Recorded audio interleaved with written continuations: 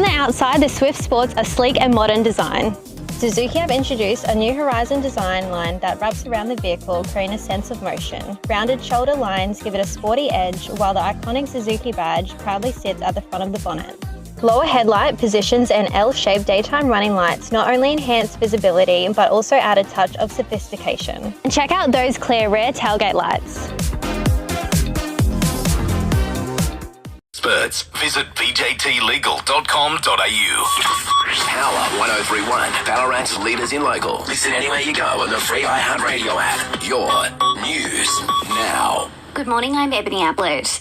The head of Tasmania's RSPCA is calling for more state governments to take note of Tasmania's decision to defund greyhound racing. CEO Andrea Dawkins says the tide is beginning to change across the community, many losing interest in greyhounds for gambling over concerns for animal welfare. There are many ways for people to entertain themselves in the community, and we just don't think racing dogs for profit is one of them. Australia is on track to deepen defence ties with New Zealand after talks between our two Prime Ministers this weekend. New Zealand's PM Chris Luxton says his country wants closer military cooperation with Australia. For New Zealand, Australia is our only formal ally and family like no other country. Our PM is set to finish up his visit with a sightseeing tour of Queenstown, as well as laying a wreath at a local Anzac memorial. A 20-year-old man set to face court in Parramatta today after it's alleged he was speeding in Doonside, refusing to stop and pursued by police. The car he was driving then crashing into a home. He's been charged with driving recklessly and was refused bail. Overseas, there's reports a pallet of aid being parachuted into Gaza has struck and killed a 15-year-old boy. The United Nations says more than 1,000 people have died while trying to receive aid since the Gaza Humanitarian Foundation began operating this year.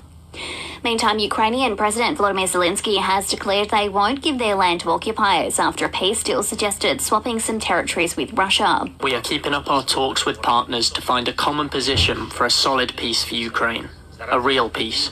And if everyone can see the opportunities and threats the same way, then we'll be able to get to a lasting peace. That translation from the BBC coming after US President Donald Trump announced a face-to-face meeting with Vladimir Putin next Friday in Alaska.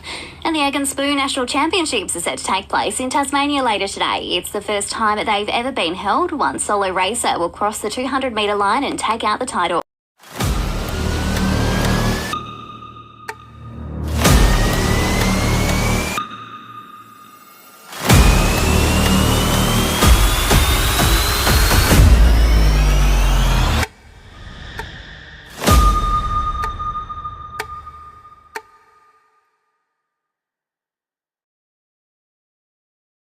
D2E Gym. From Talcombe to Wendouree, you're never too far from a D2E.